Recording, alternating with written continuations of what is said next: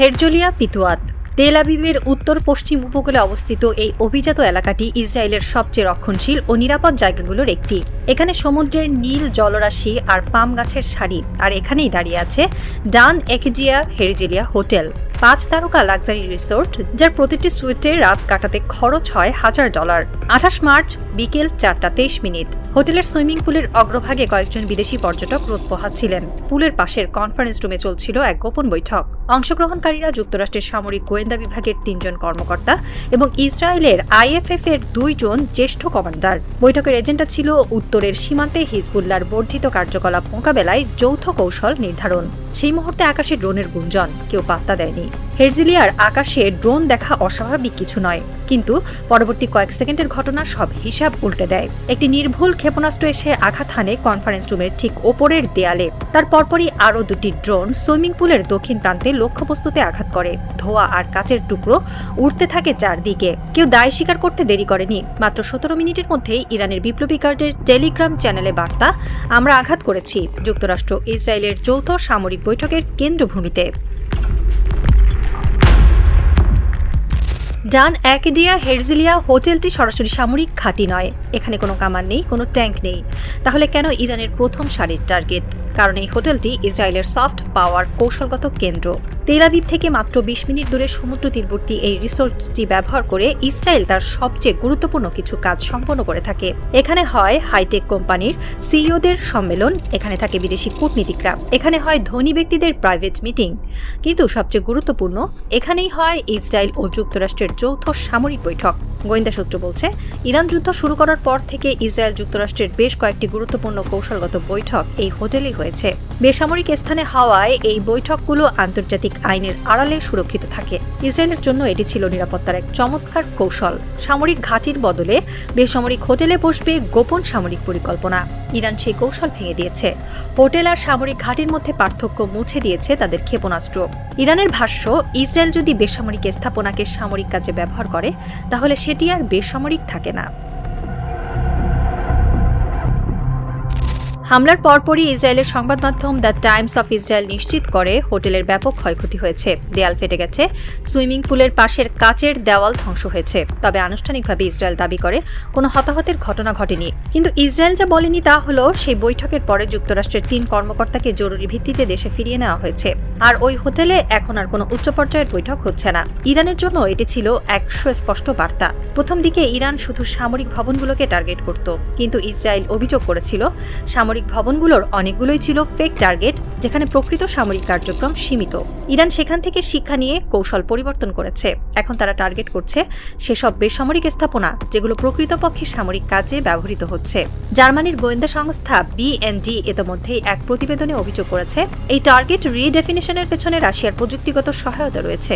Satellite image বিশ্লেষণ থেকে শুরু করে যোগাযোগ আটকানো, এই কাজে রাশিয়া ইরানকে সহায়তা করছে বলে দাবি করেছে পশ্চিমা গোয়েন্দারা। ইরানের সরাসরি হামলার পাশাপাশি উত্তর সীমান্তে সক্রিয় হয়েছে লেবাননের হিজবুল্লাহ। গত 24 ঘন্টায় হিজবুল্লাহ দাবি করেছে তারা ইসরায়েলের অন্তত 100টি লক্ষ্যবস্তুতে হামলা চালিয়েছে।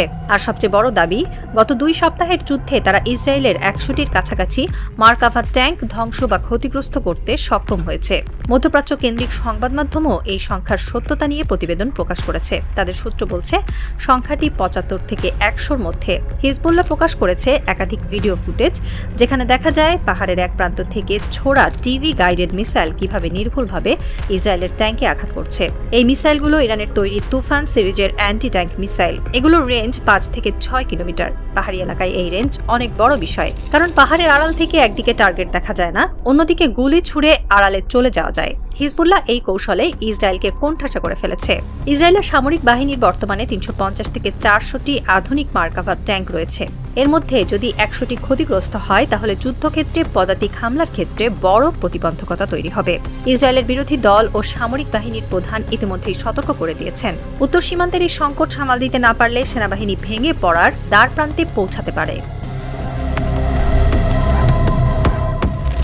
সামরিক বিশ্লেষকরা বলছেন, ইরান এখন একটি নির্দিষ্ট কৌশল অনুসরণ করছে। তারা চাচ্ছে না হঠাৎ করে বড় যুদ্ধ শুরু করতে, বরং তারা যুদ্ধের সময়ের পরিধি বা লেন্থ বাড়িয়ে দিচ্ছে। ধীরে ধীরে আঘাত করছে, যেন ইসরায়েল ও আমেরিকা ক্রমাগত চাপের মধ্যে থাকে। এই কৌশলের 3টি স্তর রয়েছে। প্রথম স্তর ইরানের নিজস্ব ক্ষেপণাস্ত্র ও ড্রোন হামলা, যেমন হেরজালিয়া হোটেলে করা হয়েছে। দ্বিতীয় স্তর প্রক্সি ফোর্স, যেমন হিজবুল্লাহকে দিয়ে উত্তর সীমান্তের ট্যাঙ্ক ধ্বংস করানো। তৃতীয় স্তর ইয়েমেনের ও ইরাকের সশস্ত্র গোষ্ঠীগুলোর মাধ্যমে লজিস্টিক টার্গেটে হামলা। ইরানের এই কৌশলের মুখে ইসরায়েল পড়েছে বিপাকে।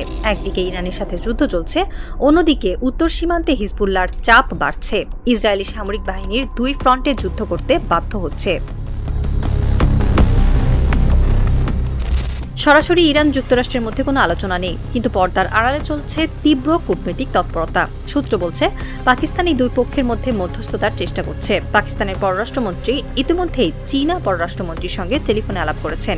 বিষয়টি জটিল, কারণ এখানে শুধু যুদ্ধবিরতি নয়, প্রয়োজন নিরাপত্তার নিশ্চয়তা। ইরান চায় ভবিষ্যতে কেউ যেন চুক্তি লঙ্ঘন করতে না পারে, তার জন্য প্রয়োজন একটি শক্তিশালী গ্যারান্টার। পাকিস্তানের পক্ষে এই ভূমিকা পালন করা কঠিন, কারণ পাকিস্তানের নিজস্ব অর্থনৈতিক সংকট, অভ্যন্তরীণ অস্থিরতা এবং আন্তর্জাতিক মহলের সীমিত প্রভাব। এ কারণেই পাকিস্তান এখন চীনের সহযোগিতা চাচ্ছে। চীনই একমাত্র দেশ যার ইরান ও যুক্তরাষ্ট্র উভয়ের সঙ্গেই কূটনৈতিক সম্পর্ক আছে এবং যার অর্থনৈতিক ও সামরিক শক্তি এমন যে সে নিরাপত্তার গ্যারান্টার হিসেবে ভূমিকা রাখতে পারে। চীন এই বিষয়ে নীতিগতভাবে সহযোগিতার আশ্বাস দিয়েছে, কিন্তু প্রশ্ন হলো যুক্তরাষ্ট্র কি চীনের মধ্যস্থতা মেনে নেবে? ইরান কি চীনকে পুরোপুরি বিশ্বাস করবে? আর পাকিস্তান কি এই প্রক্রিয়ায় নিজের অবস্থান ধরে রাখতে পারবে? ইসরায়েলের সামরিক সেন্সর বলছে উত্তর সীমান্ত বরাবর অস্বাভাবিক ড্রোন চলাচল ধরা পড়েছে। হিজবুল্লাহর অবস্থানে অতিরিক্ত মিসাইল লঞ্চার শনাক্ত হয়েছে, আর হেরজালিয়ার সেই হোটেলের চারপাশে এখন সেনা মোতায়েন করা হয়েছে দ্বিগুণ। পাকিস্তানের পররাষ্ট্রমন্ত্রী আজ মধ্যরাতে আবার চীনের পররাষ্ট্রমন্ত্রীর সঙ্গে ফোন আলাপ করবেন বলে জানা গেছে। এই ফোন আলাপের পরই স্পষ্ট হতে পারে আলোচনা সফল হচ্ছে কিনা, নাকি ভেস্তে যাচ্ছে। আর যদি আলোচনা ভেস্তে যায়, তাহলে হয়তো আগামী 72 ঘন্টার মধ্যেই উত্তর সীমান্তে শুরু হতে পারে বড় ধরনের স্থলযুদ্ধ। হিজবুল্লাহ ইতিমধ্যেই তাদের কন্টিনজেন্সি প্ল্যান সক্রিয় করেছে।